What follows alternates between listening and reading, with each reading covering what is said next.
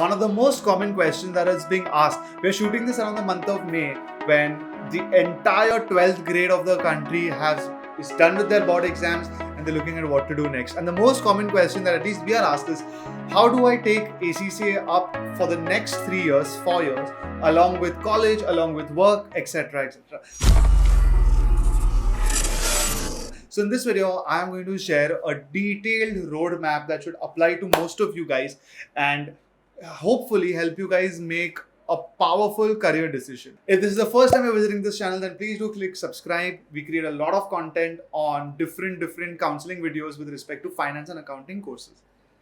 All right, with that, let's jump into it. First of all, guys, a tip: if you have not taken admission in a college, and we get a lot of that as well, that BCom or BBA or BMS, what should we do?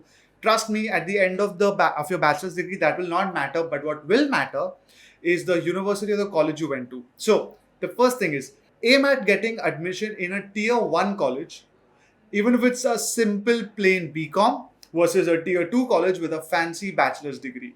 So once that's out of the way, let's assume in this video that you have taken either a 3-year BCom degree or a 4-year BCom degree as per the new NEP rules. Now, for either of them, we are going to assume that you have per year 2 BCom semesters. And the BCom semesters happen somewhere around the month of March, April and September, October.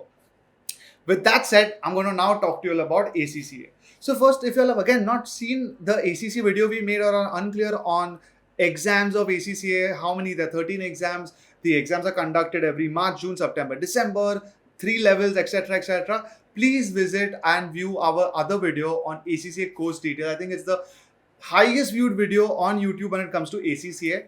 And then you can come back to this video. However, let's just assume that you know these basics and I'm going to jump into the details. So in year 1, the goal is that you should aim at least giving 6 papers of ACCA in your first year. Now, the lowest you can go is 4 and the highest you can go is 8. So I'm going to stick to an average of 6.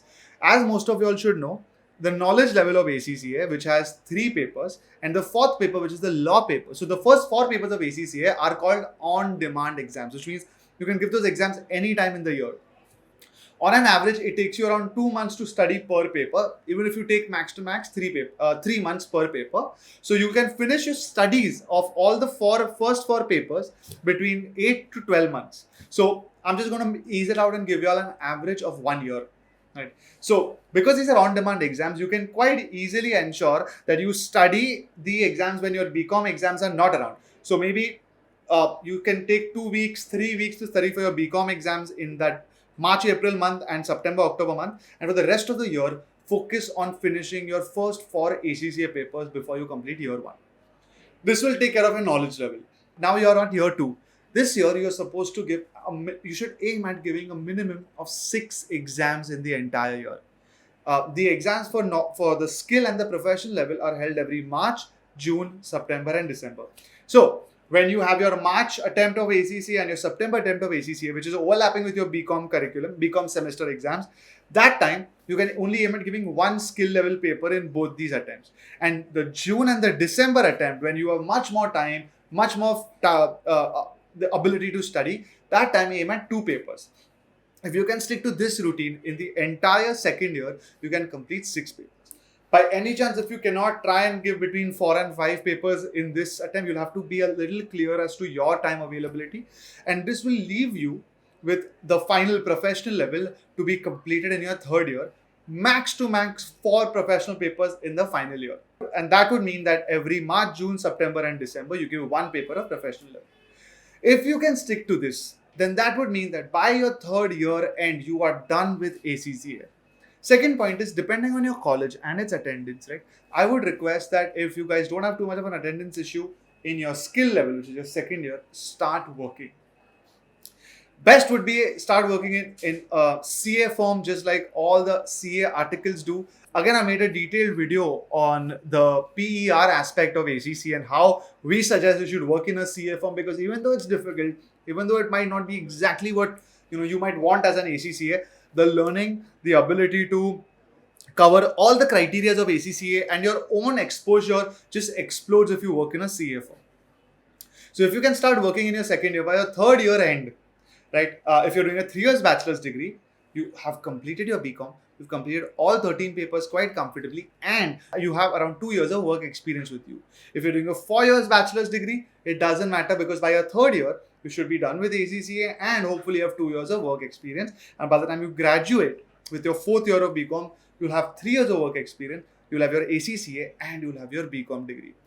This combination is so powerful that by the time you graduate, you should be so far ahead of others around you, because like everybody around you are going to be having your bachelor's degree, but you will have a professional international qualification with the most difficult part, which is the exam aspect, done and in your pocket. You will have a couple of years of work experience, or how much of work experience you can muster, it's fine.